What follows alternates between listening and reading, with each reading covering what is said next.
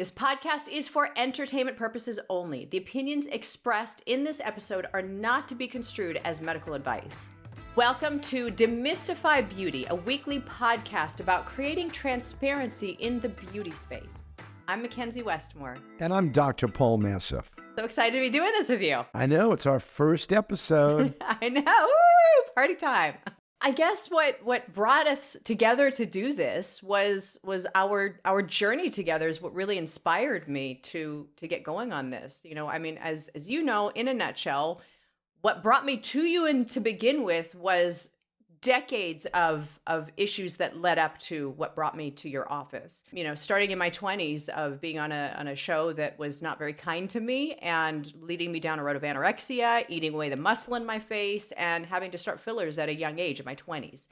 And then having to keep up with that. And I'll never forget the day where I called my cousin who works with you on Botched. And I called Matt and I said, I'm sick. I've got a problem. And I just assumed it was breast implant illness. And he said, well, I want you to go see Dr. Nassif. He's the only one that I would trust. And I want you to go see him because I want him to guide you of what to do. And I will never forget walking into your office thinking, okay, you're going to tell me who to go to, who to see. And I remember that day of you looking at me and saying, this isn't anything else, but there's a problem with the fillers in your face. And I never thought about it being something that could be fillers in my face. And that just never crossed my mind. And I'll never forget that day where it was that aha moment for me with you of saying, no, we got to dissolve all this and we've got to fix all this. And I'm telling you, Dr. Nassif, ever since you took care of me, and we can backtrack from that, but ever since you took care of me, touch wood. I mean, I was testing positive for lupus. I'm not. I was having all of these illnesses. It's amazing. I mean, even my immunologist, she even said, because of getting rid of the fillers in your face, your immune system is kicking into high gear now. I mean, you literally saved my life. You didn't just change my face. You saved my life. You know what's interesting about that, too, of all the years doing this? I've never heard of someone getting systemically ill from the reversible fillers that are FDA approved. I just got to tell you, because I have a lot of patients that come in, and I know we interrupted you for a minute, but this is an important point, that come in with fillers that are permanent from different parts of the world. And we need to try to operate and remove those surgically. But even that can get them sick, but not like it did to you. And I do remember you telling me, and this is what hit me more than anything, when is part of your story, which I think the audience should know, is how that happened when you were doing the one of the shows that you were doing, and actually the agent or director or someone said, you're too thin. I was too fat. I was too fat. And then I lost weight, became anorexic. And as you know, anorexia eats muscle in the face. And you can't get that back. They were tough on that show. And it was very much about who could be the thinnest. A lot of actresses I've found out through the years suffered anorexia. A couple were hospitalized. A couple went through mental breakdowns. I'm not the only one, come to find out now, decades later. So this is becoming a very big story now as things are unfolding, of how Hollywood it was especially rough, I would say, in the early 2000s. I do feel Hollywood has gotten way better now, weirdly enough, I think because so many people are coming forward. And that was a big mission for me of wanting to come forward with my story and wanting to do this podcast with you, to come forward on topics like this, to bring awareness, to help others to understand all different topics, not just fillers and what I went through, but all different things. But going back to you and I, you truly saved my life. I mean, this was a serious issue. I was getting pneumonia like 8 times a year. I would get pneumonia. And then to test positive for lupus, nothing was making sense. Nothing was adding up. And then, like I said, touch wood, ever since I have gone down this journey with you and you took care of me, I have been like on top of the world. My health has been fantastic. Yes, I've been dealing with other little things here and there, but as far as like the weird stuff that didn't make sense, gone. Like I've been really doing great. So I can't thank you enough for that, Dr. Nassif. That's great to hear. I mean, obviously we're going to get into, what we did and actually, how it changed especially, from your family and your husband. I want to hear about that later. But Yeah. let me give you a little bit of, for the audience out there, a little bit about me. So I'm a facial plastic surgeon, and you might go, what is that? So first of all, I was raised in Los Angeles. So I'm an Angelino. Mackenzie, where were you raised? Born in Van Nuys and Oh, so raised in the you're another Valley. Angelino. I'm So also an Angelino with you. there we go. So we got two of us, which is rare. Yes. And, so to become a doctor, just so that you'll know, in general, so you go to, college first and get your degree. And I had actually a real estate finance degree and pre-med. And then I went to medical school, which is 4 years. And then I decided to do what we call otolaryngology, ear, nose, and throat. And the reason why I got into that, my mom and dad were at some dinner, and they met this doctor. His name was Dr. Howard House. And he was a famous otologist. So that's an ear doctor. And he specialized and made all these great surgeries. And I used to watch him operate when I was in medical school. Matter of fact, I think it was at the beginning of medical school. Might even been actually at the end of college. Wow. So that really pushed me into going into otolaryngology. And, that's broken up into head and neck surgery, sinus surgery, pediatric otolaryngology, facial plastic surgery, and otology. That's ear surgery. So I was kind of interested in that. And when I was doing my residency, and that's 5 years in Albuquerque, New Mexico, I went and saw this doctor who was a facial plastic surgeon doing facelifts and noses, and I fell in love with it. Wow. So I switched. Well, that was one of the reasons why I switched from otology to facial plastic surgery. But there was a little boy, I think he was about maybe 9 or 10, and he came in one night in the emergency room, and he got mauled by 3 Rottweilers. And he was in bad shape, especially his face and his scalp. And helping on the reconstruction team, shall we say, over multiple surgeries, put him back together. And he was the sweetest boy. Every time when I would see him, he'd kind of try to give me a little hug. And that kind of pushed me over the edge.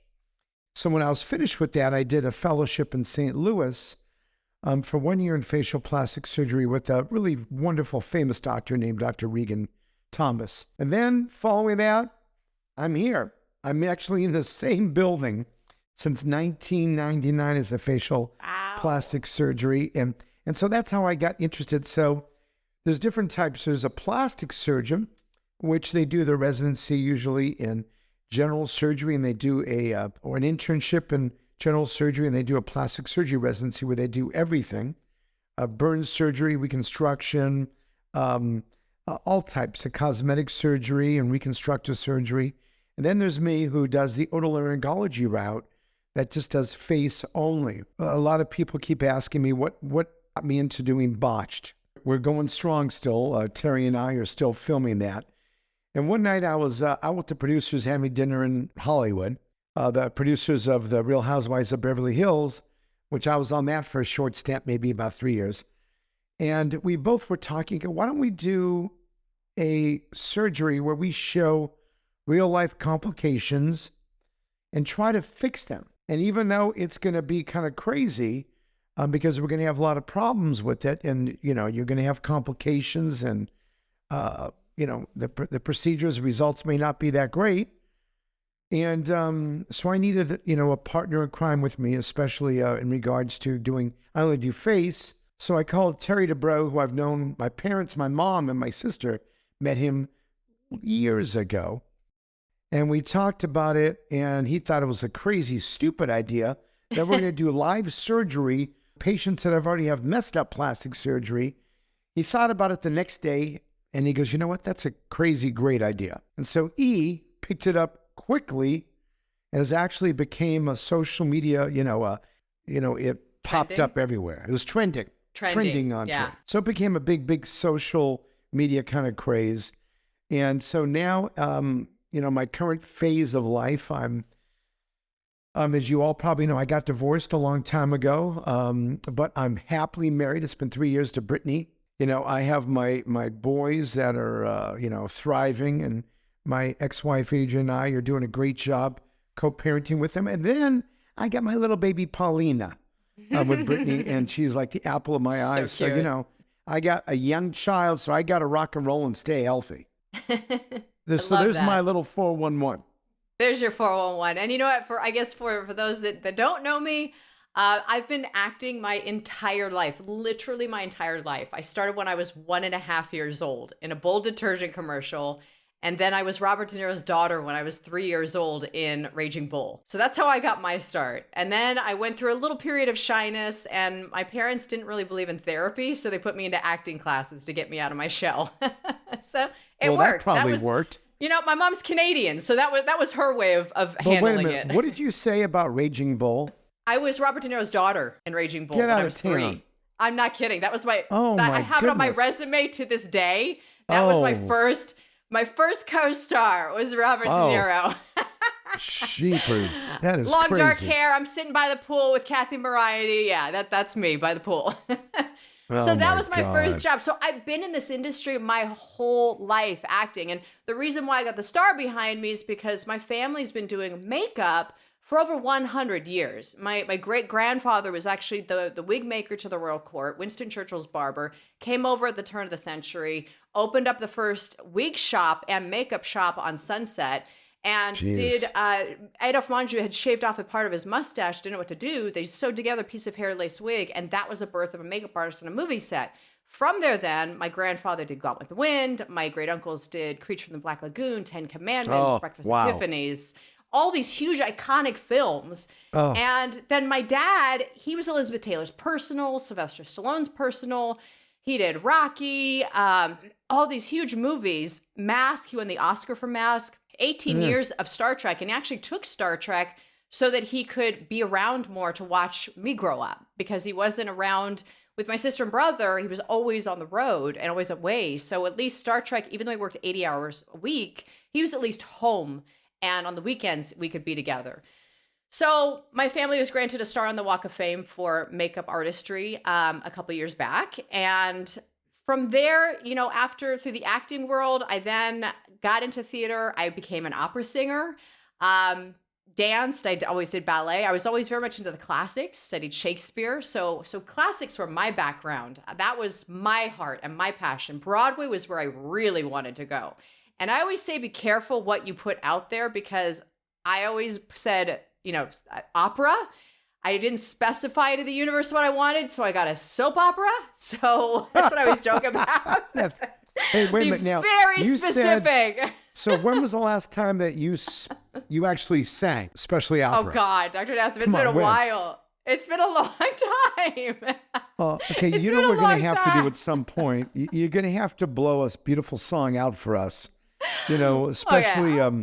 either Phantom of the Opera or Oh, something with Andrea you're talking Bocelli. my I mean, you're going language. to have to do that. But So yeah, so by the way, that's my background. what about now? Let's talk about TV shopping for both of us. Yes. Well, and that brings me to where we are now. So what happened was I did the soap opera for 10 years. Then I went on to Face Off, which was a makeup reality show. And because Passions was canceled so abruptly, that scared me. And that when I was on Face Off, which I also met my current husband, we've been Ah, married several years now. He was a judge. I was the host. I always joke that he left to go take a real job, and I stayed on the reality show. And I have a son.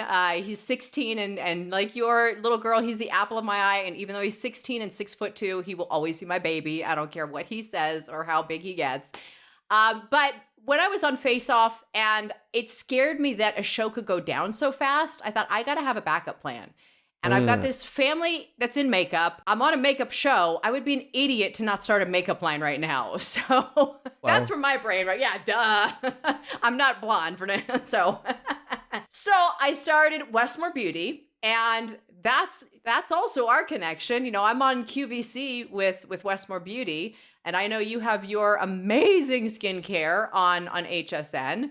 And that's a whole other world for you and I. That's like a whole other topic, I feel, but go for it. what we should do at some point on one of these podcasts is actually talk at some point about what it's like to do TV shopping, which Yes. is It's like a whole other world, isn't it? that's a whole new world of It's a TV shopping, which is something. So we both do that, which is we great. both do And that. And I'm sure you probably experience what the behind the scenes is like people don't realize what we go through behind the scenes Oh, of home shopping is a whole other, not even world. I feel like it's a whole other dimension. it's hard. I mean, it is It hard is. to do. It's Oh my hard. goodness, What's cool about that for you and I, going back to how we met, so Matt Westmore, and Yep. of course, your cousin, Plus Matt. who's my executive producer of Botched, hooked the two of us up. And of course, I heard about you and I knew about Westmore Beauty. And I remember seeing you. And I remember you when we were doing that interview after everything that we did. Yeah. Basically, how after your surgery, I don't know if it was your parents, your family, your hubby, but they said they lost you. You didn't look like yourself. You actually looked a little masculine.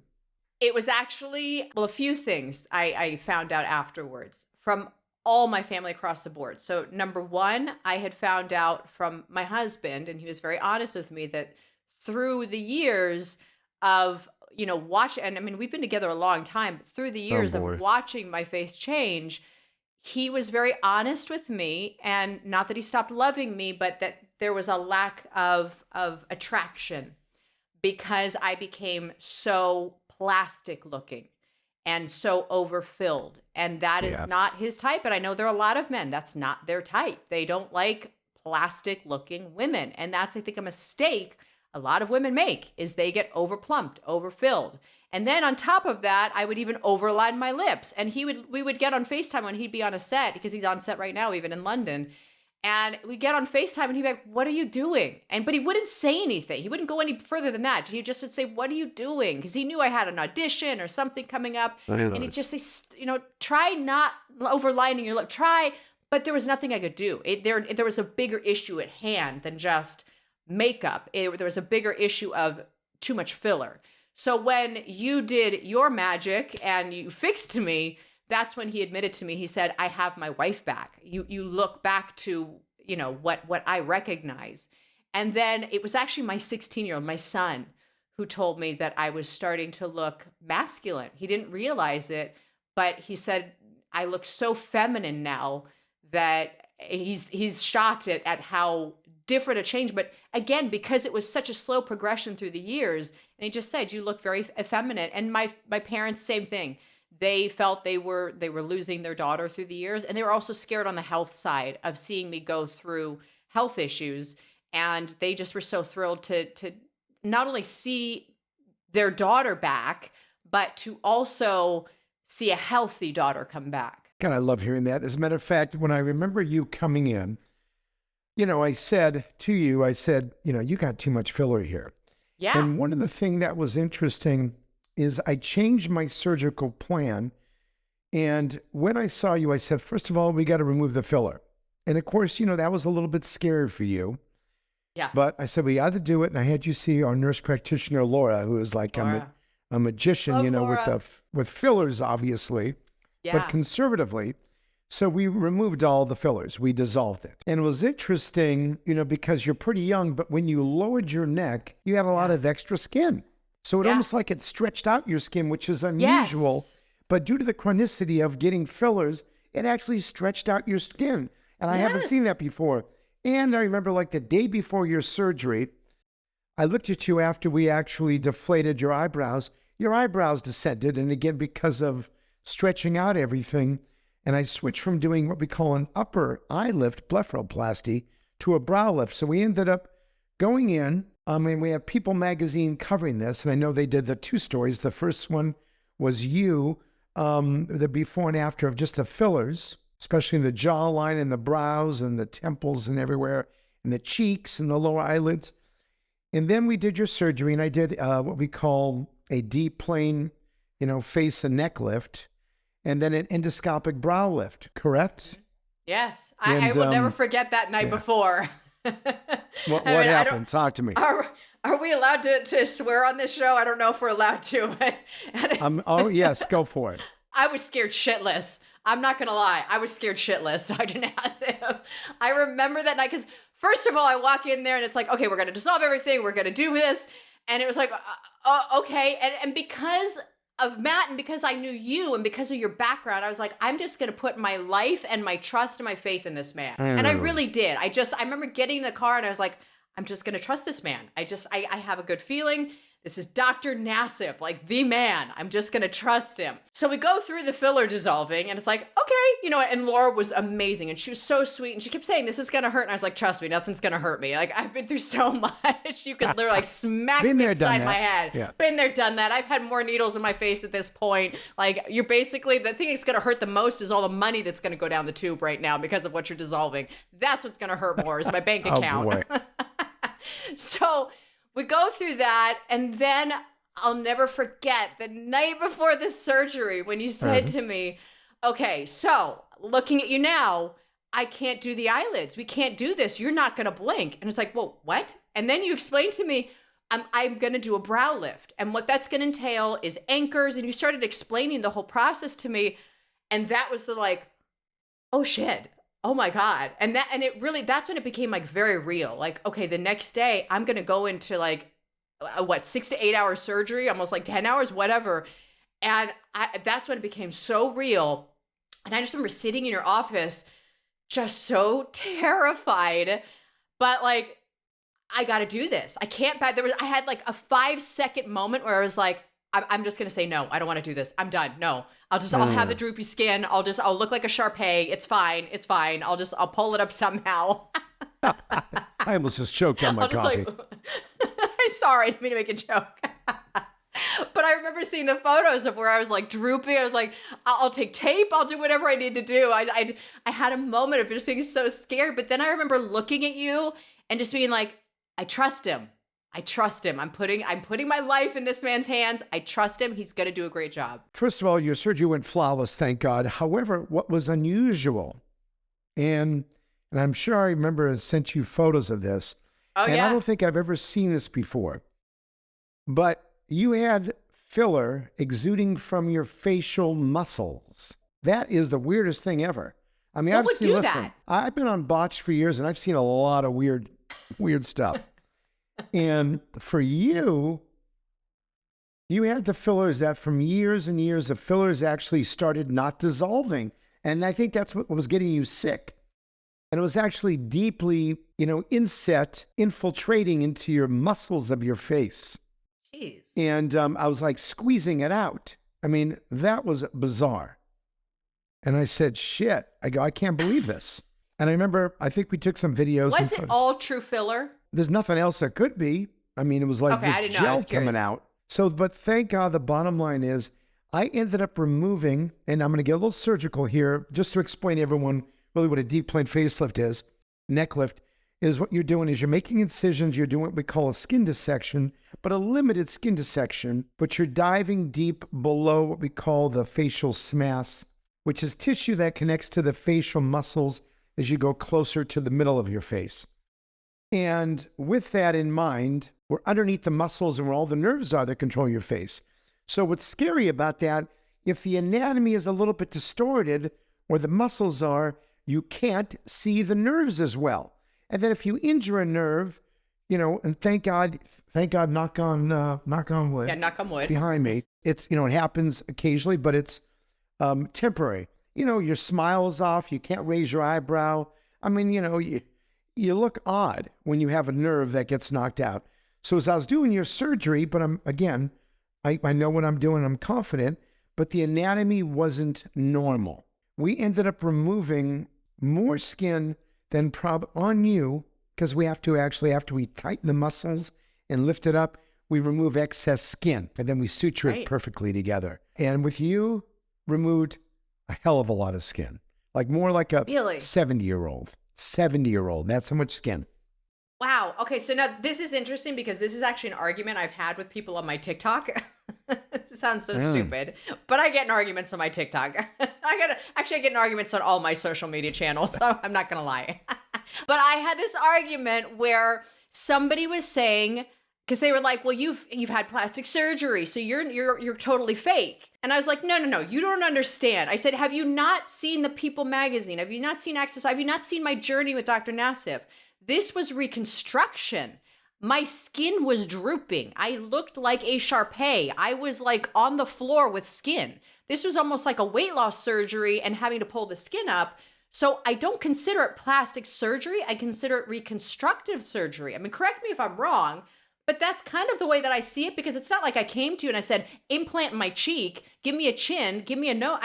We really just got rid of the filler and fixed the damage. Well, I will tell you one thing more importantly than besides making you look normal again and yourself, Yeah. and that's where the reconstruction takes place. I think by removing everything, especially deep inside your muscles. And by the way, filler reversal, the injectables was not going to go in. We're not going to put needles into the muscle. It goes just below the skin.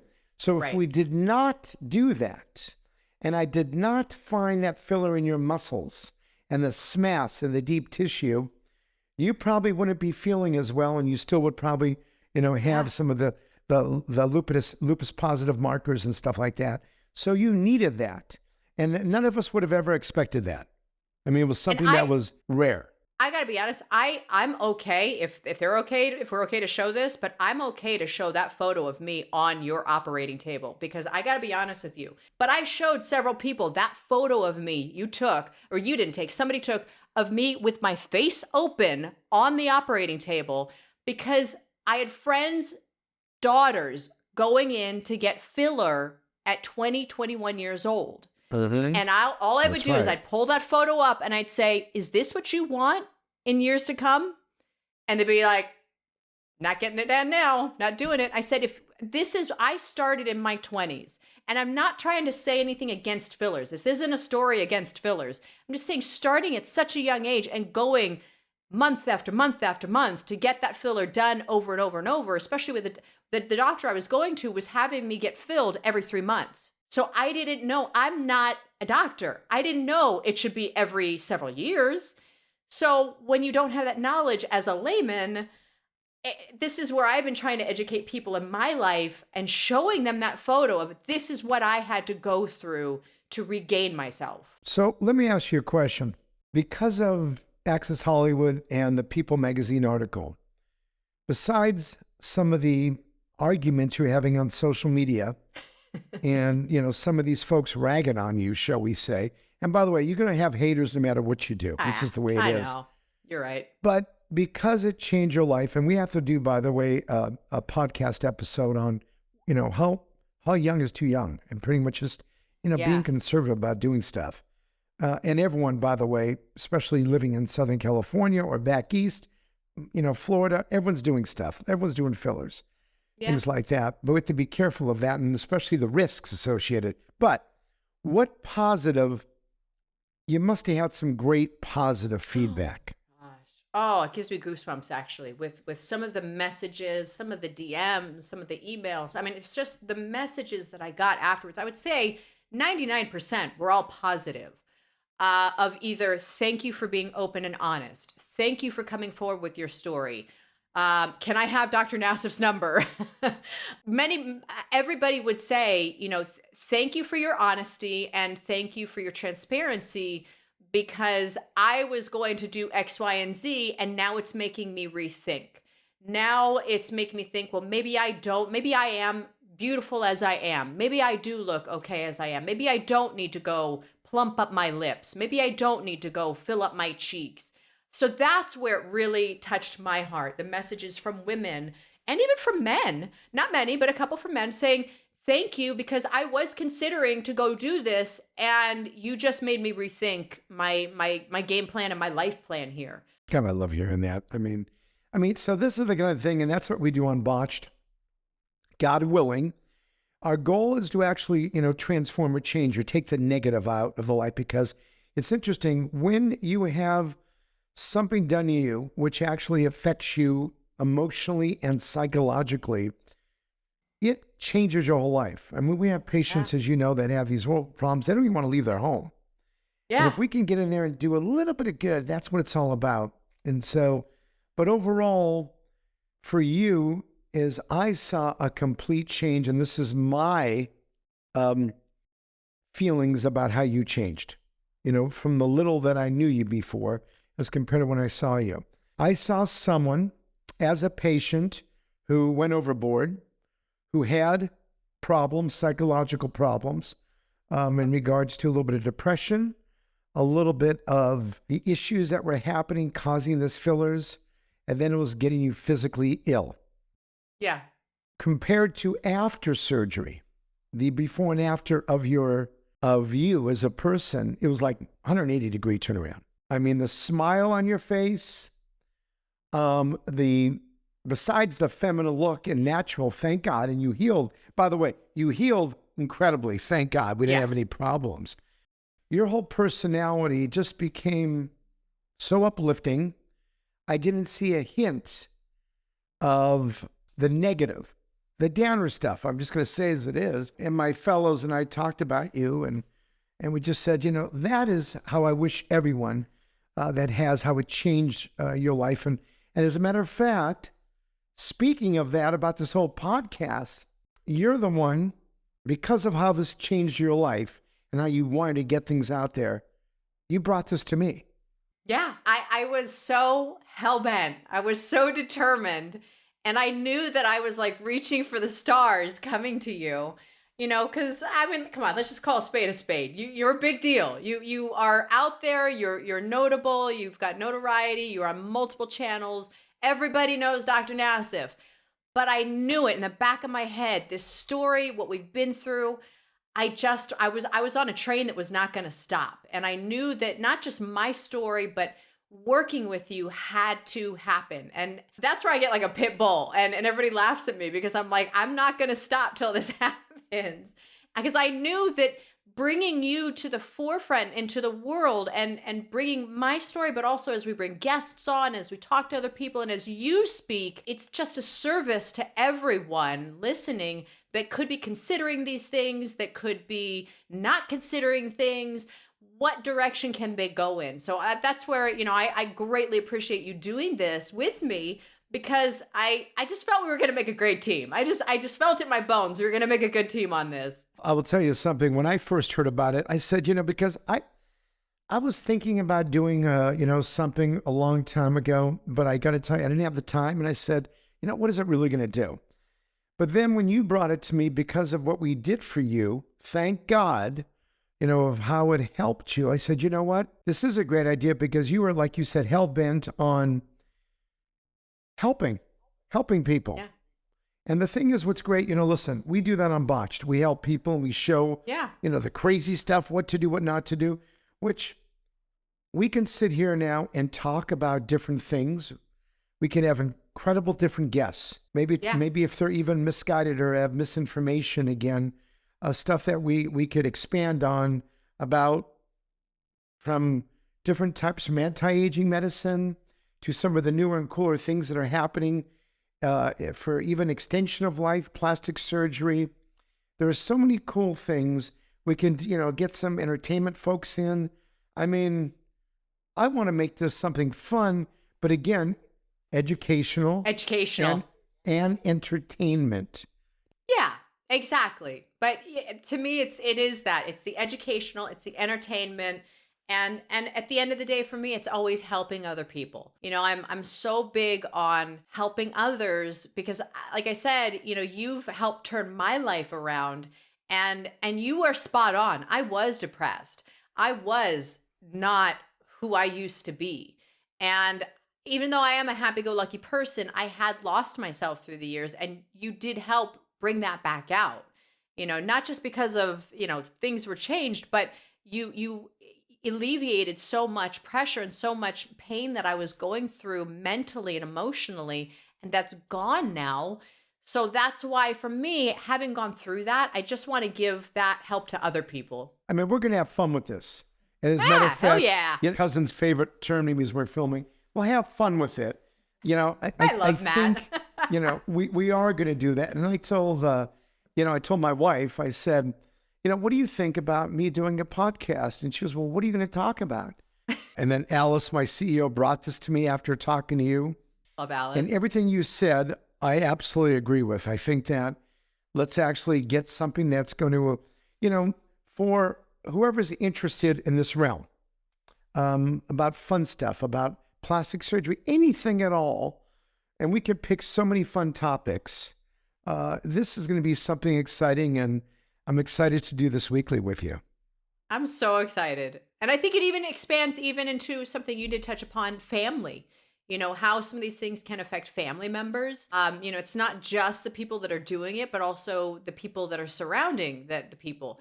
You know, I had to learn pre-filler how to do my makeup a certain way so I didn't look so filled at times. Yeah. And now after surgery, it's also been a whole other change for me. And you're using my skincare too, which I love. Oh, You know, I love because again, Hydra Screen. I'm not kidding. Dr. Nassif, Hydra Screen always goes under my makeup. Always. Like Yeah, that it's a is great the primer. absolute must. It's become my primer. It's become my filler. It's everything for me. That stuff people don't realize, and everybody that I talk to, this is another thing that I get so hell-bent on social media. When people are like, well, what skincare? What, you know, even if it's not even a conversation I'm involved in, I'll jump in. I'll be like, Dr. Nassif Hydra Screen. And people are like, would you like funny. relax?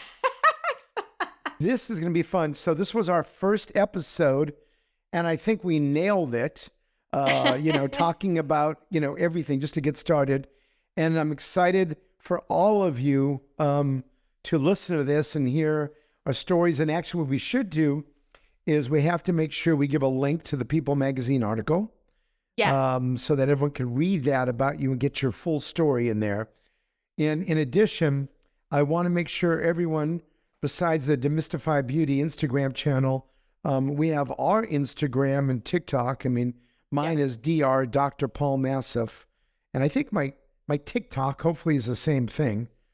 I'm on Instagram, M. Westmore. On TikTok, M. Westmore. Twitter's McKenzie Westmore with no E because my name was too long. And then Facebook, I think, is also M. Westmore. So this has been our first episode. We want to thank you all for listening to Demystify Beauty. And Mackenzie, God, that was fun. I didn't expect to have this much fun. This was fun, right? and, you know, and you're fun. You're fun. Yeah, we're so much fun. This is so much fun. I knew it. I knew it. I totally knew it. We'll see you next week, everyone. Thank you. Thank you, everybody.